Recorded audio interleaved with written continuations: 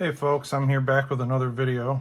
Today we're going to be looking at the new, just got it today, the ghost figure from Callsign Longbow. It's really exciting. I've been waiting about 2 years or so for any of this stuff to come in, and well, I'm excited to take a look at it. So let's take a look. So here's Ghost. He's very colorful. Got these nice purples, kind of nicely contrasting with the gray. The dark blue color really kind of offsets that very nicely. We've got these green, kind of a greenish yellow on here that I'm not a biggest fan of this. It looks, the paint application on this isn't probably the best. It's, this is their first figure in the line, so, there are bound to be mistakes. It seems like the paint application's actually applied better in different areas than others. So you can see that you've got this nice crisp steel web logo on him. That looks really nice. These applied really nicely. The eyes look great. It's just the backs of the legs. It looks like there's a lot of overspray. You can see these parts here, they kind of got everywhere. I think that was probably a tough paint application, but other than that, he looks really nice. The only problem I really have with him, and I don't know how many of you have gotten this figure yet or looked at it, but he's got some crack, kind of a opening here where the torso goes together, and that is mostly noticeable when the head is pushed all the way up in that, fully upright position. He's got some cool head articulation. Unfortunately, like looking at that, I probably going to have to take a heat gun to this and try and adjust that so it closes up properly. But there's definitely something here inside that maybe a piece of flash or something that needs to be trimmed in there. But it's probably fixable. Anyway, you may see that with your figure. As you can see here, kind of opens the torso a little bit, unfortunately, but I think that's fixable. And this is their first, kind of their first or second go. I've also got the Skeletron figure. Skeletron's fantastic, but I think he probably doesn't have the same kind of, you've got this helmet here. And it's great. Look at the head. The head can turn farther than any G.I. Joe ever could. And it goes up and down. So that's, I mean, like, kudos to them for even trying this. This is awesome. It's just for that little bit of plastic, maybe a little bit too much plastic on either the head or the torso. So he articulates great. He's got full knee articulation, just like a G.I. Joe, full 90-degree bend there, maybe even a little further than that. He will stand. Of course, he's going to make a fool out of me, but he will stand on his own, just like any G.I. Joe will, without a stand. I mean, obviously you can knock him over, but that's to be expected. But that's kind of always my test. Will they stand up without a figure stand? I was not able to get the Delta 17 figures to stand without a figure stand. And actually, if you notice here too, I was just playing with him a little bit this afternoon, and his head is already loose.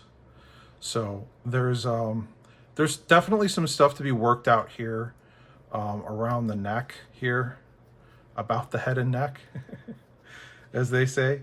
But otherwise, yeah, he's fantastic. He full O-ring articulation, of course, the swivel wrists that everybody is either loving or hating, depending on your point of view. We've got, he's got some pretty crisp paint here on the legs. Looks really nice. You can see that he's got a knife in the one holster here, another knife, so those are matching, so we could probably pull those out, get into a knife fight and duke it out hand to hand. And then you've got these the boots. The boots are really crisp. Paint job's really nice. yeah, I mean, overall, classic GI Joe with a couple of upgrades, and you know, looks like one thing they're still working on. So let's take a look at some of the accessories. So this is the rifle. You can see that the detail on that is pretty crisp.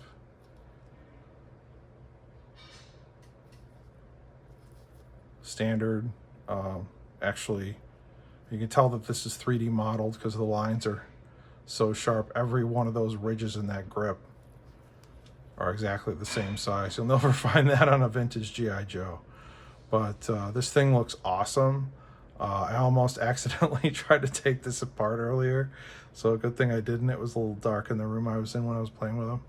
So yeah, but it looks like, you know, it's a bunch of parts put together, which is awesome, and it has like a realistic yet kind of sci-fi feel to it. And that rifle's awesome. I believe that's the same rifle or a similar one comes with the Skeletron figure. I will try to put up on the end of this video, I'll probably add on just kind of a comparison to the Skeletron figure. So this is this is his punch dagger, I guess. I don't have the text from the side of the card. I already opened it, but it does tell you what all of the weapons are on the front of the card. So this is, again, this is the punch dagger, highly detailed, as you can see. There's, you know, there's your punch dagger. Then here's the fun part. We've got a backpack with mines that peg onto the sides. This is neat. My only complaint here is this accessory set is a little bit plain. It would have been great if like the mines were red or blue, or like maybe one of the colors that's on the figure. I think it would have been nice to have like maybe a paint app or two on here, or barring that, just make one of the maybe make the punch daggers the same color as the you know, the highlights on the character, because the accessories really don't do much to make this figure pop. One other thing I did want to mention, there are some like colors that kind of fade away on this character, like the brown on the belt, the straps. It's really hard to tell kind of from the other colors on the figure. It gets a little bit muddy. The blue and the brown like all next to each other. Some of the colors don't pop, and this is really good lighting, so you're going to see probably Ghost here in his best light, haha. But this is you know, this is a first go, and I'm sure they'll do another redeco of this guy, doing something else, maybe a sub team or something. But it's a fantastic mold. I just love to see more of these details picked out. I mean, he's got all these details on his mask. I really feel like he could have benefit from maybe some silver paint somewhere on him. Maybe the part here, you know, that goes over his mask, or at least the ears. The earpieces could have been some sort of metal color. But he, you know, he's just kind of plain in the fact that his gear is kind of the same color. He doesn't really pop very much. So let's go back to the equipment.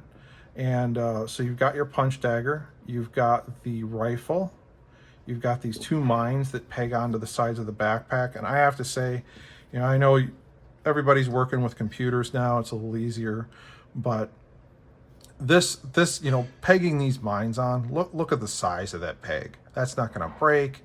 It's going to be nice and easy to slide these on and off. I mean, you're going to have a lot of fun with this. This carries over also another feature from the Skeletron figure, which is to have most everything peg onto the backpack. In this case, in the Skeletron figure's case, you could either peg the punch dagger or the rifle into the backpack. I have not found a way to put the rifle onto the backpack. I don't see an obvious way of doing that, but this clip is supposed to hold something. And I believe that something is this punch dagger. So I'm not sure which direction this is supposed to go, but let me show you what I kind of worked out as the best way of setting this up. So I point these down if I want to have the shield attached. So that's what these two pegs here are for. So you're going to take the shield and you're going to put these two pegs inside of this, and then see that snaps on there like that. Now you have to kind of be careful. There's a reason I pointed these down, because if you look inside there, this thing wants to sit at an angle, and if you reverse it, there's nowhere for it to tilt into. So you really want to have these pointing down, the long parts of the punch dagger. And then the back, so the backpack is all kind of one piece then, and you can put that onto Ghost. And everything sits on the figure, which that's super cool. It's kind of bulky, but I do love the whole, having everything attached to the figure at one time. It makes it really nice for display, or, if he's traveling with some other characters, he can have all of his gear on him. That's super cool.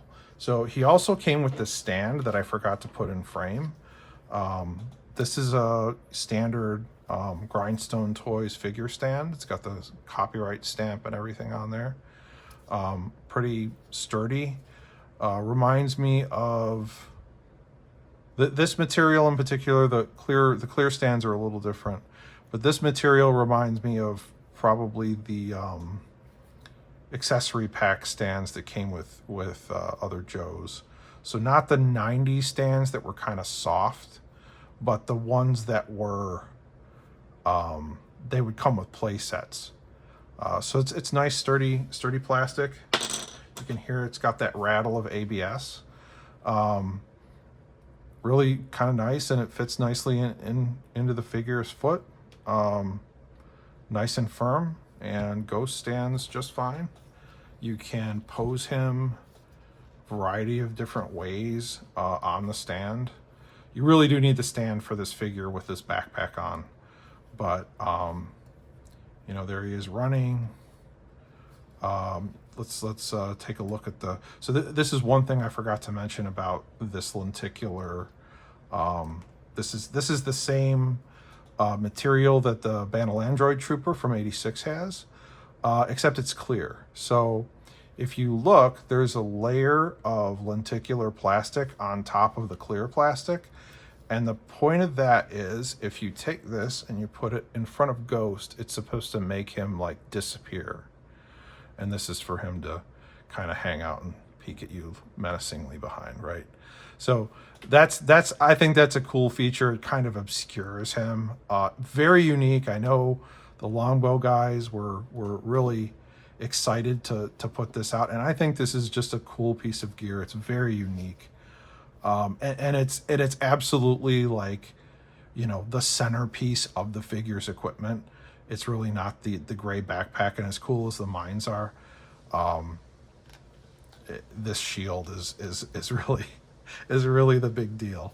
So let's just take a look here how that fits into his hand. So here's his, he's got his rifle, and then he's got this Ghost shield. Now, I'm not quite sure how you're supposed to have him hold it, but he can hide behind. Oh, maybe you're supposed to have him hold it with both. This is going to look really funny. I guess he's like, tee-hee, I'm hiding. I can see you. Okay, so that's Ghost holding his shield right in front of him. These two things here in the card art, they're actually supposed to be like lights of some kind. So see, there's like these little, it looks like, I guess they're supposed to be spotlights or something, which I think is cool. If you don't have lighting in your displays, I think you're gonna wish you did if you've got this guy on your shelf. So add a little, $5 Target LED light to your shelf if you're putting Ghost up there, because I think the reflectivity on his shield and stuff would really benefit from it. So he can hold it two-handed. He can hold it one-handed like that. And you give him his rifle. Whoops. So there's his rifle. Now the shield's a little bit wonky if he's only holding it one-handed. I guess you just kind of use gravity to make him stand, but you can kind of play around with it a little bit. I haven't quite got a hand on how he's supposed to hold it one-handed with his rifle. So I guess that's kind of a drawback. And then you've got the the backpack on him.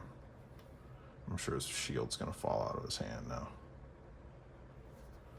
There's the backpack, and there's Ghost. He's ready to sneak up on somebody.